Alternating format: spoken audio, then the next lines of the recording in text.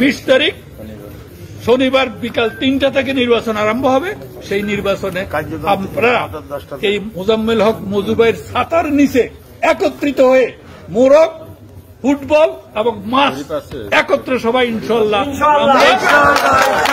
কিসে ভোট দেব? কিসে ভোট দেব? প্রথম, তারপর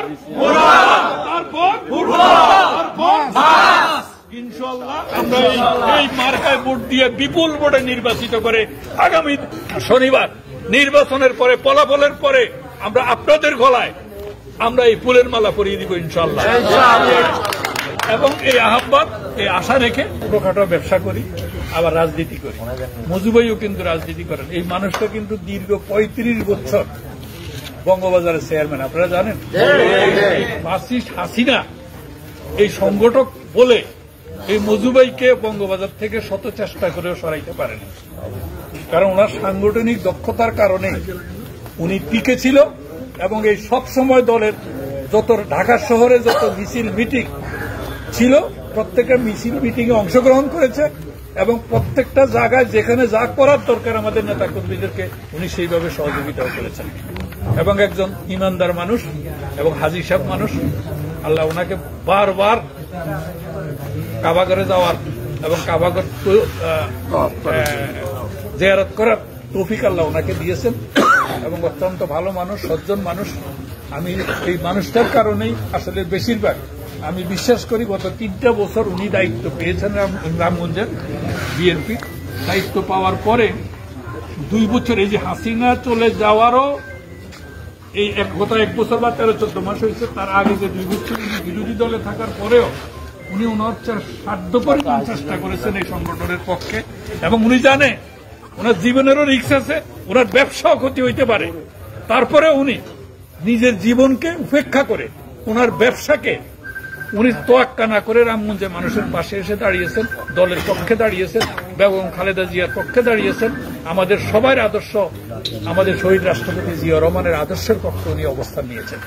সেই মানুষটা আজকে রামগঞ্জ বিএনপির সভাপতি প্রার্থী তারেক রহমানের নির্দেশে তৃণমূল থেকে আজকে আপনারা প্রতিনিধি নির্বাচন করবেন। আজকে যদি লক্ষ্মীপুর জেলা থেকে বলে দিত যে ইমাম হোসেন সভাপতি, আপনারা ইচ্ছা অনিচ্ছা মানে নিতেন, কারণ উপরের থেকে ছাপাইয়া দিচ্ছে। অতীতে তাই হয়েছে। আর এখন তারেক রহমানের কনসেপ্ট নো, উনি গণতন্ত্র প্র্যাকটিস করেন এবং শুরু করেছেন যে তৃণমূল থেকে আপনারা নির্বাচিত করবেন আপনাদের প্রতিনিধি। কে হবে, কে আপনাদেরকে সভাপতিত্ব করবে? আমি বিশ্বাস করি মজু ভাইয়ের নেতৃত্বে রামগঞ্জ যদি আগামী দিন এই সংগঠনের প্রধান উনি হন এবং ওনার পাশে মনোয়ার আছেন, ওনার পাশে নজরুল ইসলাম পিন্টু আছেন এবং আবুল বাশার সতু আছেন, এবং এই ইউনিয়নে আপনারা যাকে নির্বাচিত করেছেন, ফয়েজুল্লাহ ভুইয়া, তারপরে বোরান সাহেব, তারপরে আমাদের মাসুদ মেম্বার, তারপরে যে পাশে আমার বন্ধু ওই যে মারুফ ভুইয়া, আমরা একসাথে পড়েছি রামগঞ্জ কলেজে, তারপরে বিল্লাল হোসেন, এই মানুষগুলিরও আমি চিনি ভালো করে। আমার বিশ্বাস যে একজন সজ্জন মানুষ। এবং আমাদের যতগুলি ইউনিয়নের নির্বাচন হয়েছে প্রত্যেকটা ইউনিয়নে যারা নির্বাচিত হয়েছেন আপনারা ভোট দিয়ে তাদেরকে নির্বাচিত করেছেন। এই ভোটে কোনো কারচুপি হয়েছে? কোনো কারচুপিও নাই। একদম শতভাগ ভোট দিয়া এই লোকগুলি নির্বাচিত হয়েছেন। হয়তো যারা হেরে গেছেন তারাও কিন্তু আমাদের লোক। আজকে তারা জিততে পারেন নাই। আমরা প্রীতি ফুটবল খেলার মতো একটা খেলা খেলেছি, আজকে আমরা জিতেছি, ওই বাইরা জিততে পারে নাই। আগামী আরো কোনো নির্বাচনে হয়তো তারা জিতবে, আরো কোনো খেলায় তারা হয়তো জিতবে।